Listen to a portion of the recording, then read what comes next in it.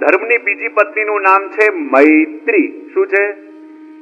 કમથી કમ બોલીએ તો ખરા કે ધર્મના પરિવાર મુખમાં આવે. બીજી પત્નીનું નામ શું છે?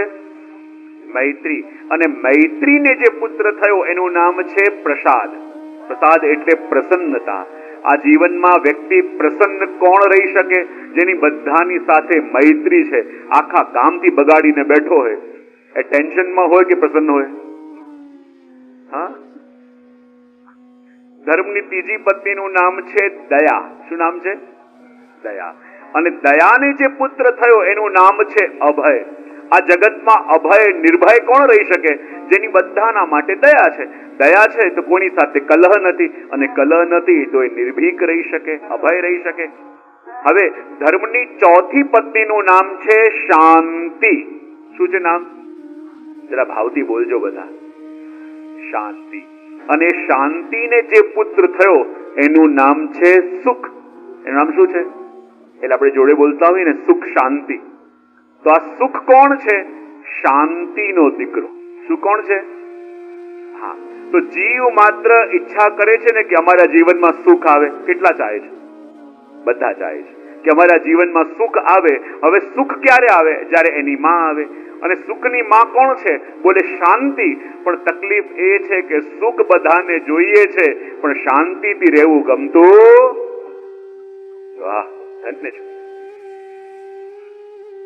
સુખ બધાને જોઈએ છે પણ શાંતિથી રહેવું નથી. હવે શાંતિ ન હોય તો એનો દીકરો સુખ આવશે કેવી રીતે? ધર્મની પાંચમી પત્નીનું નામ છે તુષ્ટિ.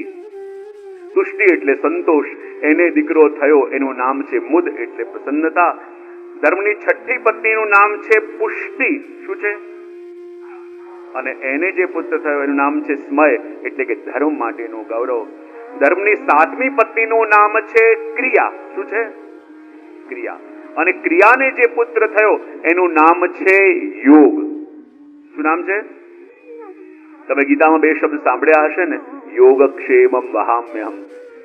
યોગ કોને કહેવાય? કોઈ દુર્લભ વસ્તુ જે કોઈને ન મળતી હોય એ આપણને મળે એને કહેવાય યોગ. અને મળેલી વસ્તુ સચવાયેલી રહે એને કહેવાય ક્ષેમ. તો જે કર્મ કરશે, જે ક્રિયા કરશે એને યોગની પ્રાપ્તિ થશે. ધર્મની આઠમી પત્નીનું નામ છે બુદ્ધિ. શું નામ છે? અને એને જે દીકરો થયો એનું નામ છે અર્થ. અર્થ એટલે જીવનમાં સફળતા કોને મળે? જેની પાસે બુદ્ધિ છે. ધર્મની દસમી પત્નીનું નામ છે મેધા. શું નામ છે? અને એને જે પુત્રી થઈ એનું નામ છે સ્મૃતિ. મેધા એટલે શું? ધારણ કરવા વાળી બુદ્ધિ. અને એને કન્યા થઈ એનું નામ છે સ્મૃતિ એટલે સ્મૃતિ એટલે યાદ શક્તિ. ધર્મની 11મી પત્નીનું નામ છે તિતિક્ષા. તિતિક્ષા એટલે સહન શક્તિ. અને એને જે પુત્ર થયો એનું નામ ક્ષેમ. અને ક્ષેમ એટલે મળેલી વસ્તુ સચવાયેલી કોની પાસે રહેશે? કે જેની પાસે સહન કરવાની શક્તિ છે. સહન શક્તિ નથી તો બધું કોર્ટ કચેરીમાં જશે. ધર્મની 12મી પત્નીનું નામ છે રીમ. રીમ એટલે લજ્જા. અને એને જે પુત્ર થયો એનું નામ છે પ્રશય. પ્રશય એટલે ખોટું કામ કરતા આપણે અટકીએ. 13મી પત્નીનું નામ છે મૂર્તિ. અને એને જે બાળક થયા નર નારાયણ.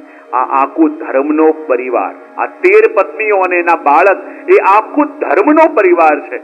અને ધર્મના પરિવારને સમજીને એ વસ્તુ પણ જીવનમાં આવશે ને તો ધર્મ આપણા જીવનમાં રહેશે. અને 13 પત્નીઓ ધર્મની એટલા માટે પણ છે કારણ કે ધર્મની જરૂર 12 મહિનામાં છે અને 13માં અધિક મહિનામાં પણ છે. ધર્મ એ કોઈ વાર તહેવારમાં પહેરવાના કપડા નહીં, એ તો ચામડીની જેમ છે જે જન્મ સાથે આવે અને જન્મ સાથે જાય. અને એટલા માટે એમની જે 16મી કન્યા થઈ એમનું નામ સતી. અને એના લગ્ન કર્યા શિવજી સાથે. હવે જયારે શિવજી સાથે એમના લગ્ન થયા પણ એકવાર એવું થયું કે એક દેવસત્રની અંદર દક્ષ પ્રજાપતિ આવ્યા અને એ ઊભા ન થયા. માન ન આપ્યું એને પણ દક્ષ પ્રજાપતિ અપમાન માની લીધું અને કહેવા લાગ્યા, જો તો ખરા અમારા જમાઈ સ્મશાનમાં રહેવા વાળા છે અને એમને મેં મારા હરણના નેત્રો જેવા જેના નેત્ર છે એવી કન્યા મેં આપી દીધી. પણ એટલો વિવેક પણ નથી કે સસુર આવ્યા છે તો ઊભા થઈને માન આપવું જોઈએ. અને એટલો ગુસ્સો એમને આવ્યો, એટલો ગુસ્સો આવ્યો કે એ જ વખતે શ્રાપ આપ્યો કે જેની અંદર વિવેક નથી, તો આજથી હું શ્રાપ આપું છું કે કોઈ પણ યજ્ઞના અંદર આપનો ભાગ કાઢવામાં નહીં આવે.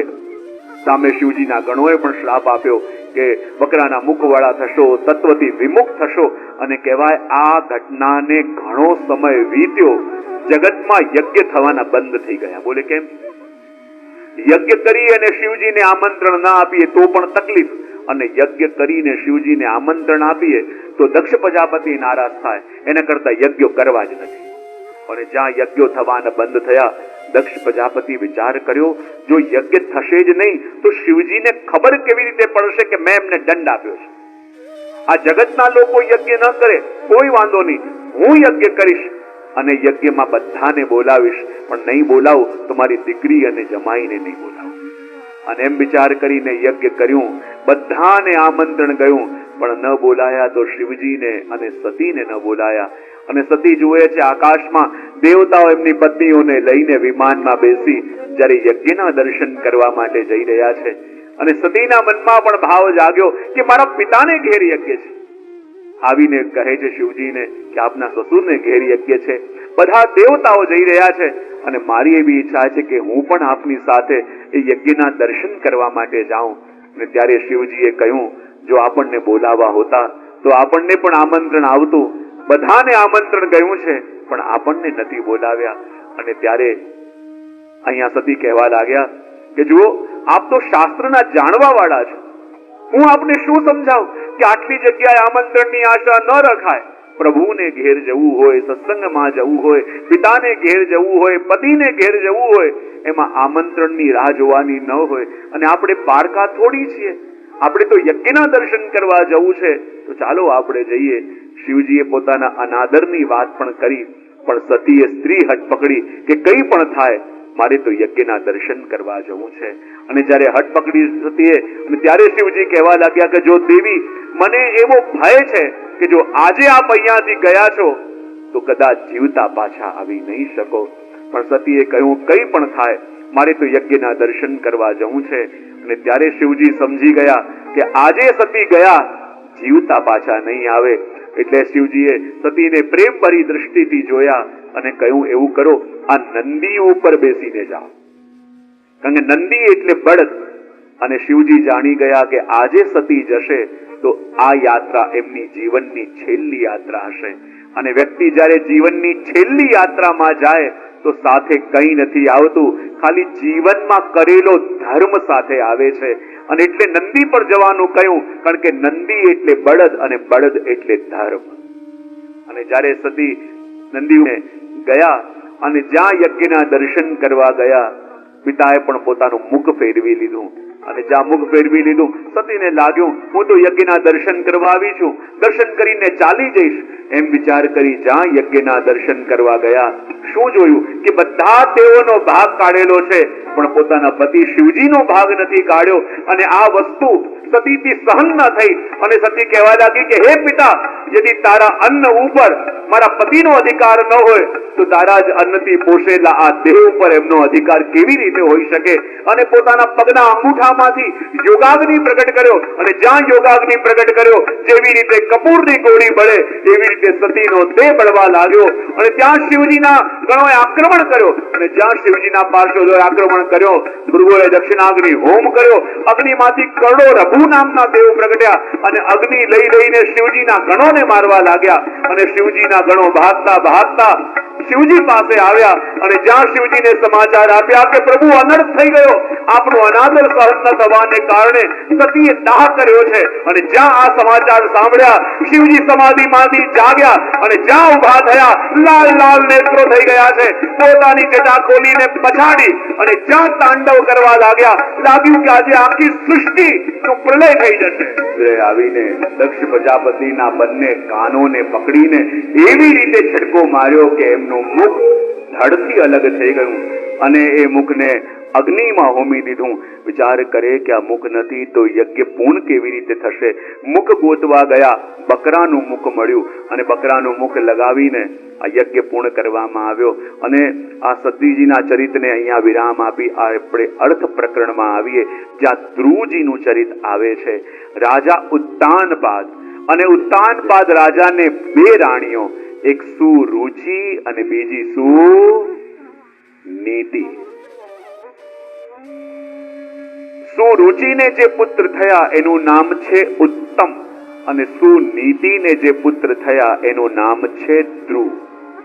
પણ આ ઉત્તાનપાદ રાજાને સુરુચિ તો બહુ ગમે છે, પણ સુનીતિ ગમતી તમને કેવી રીતે ખબર?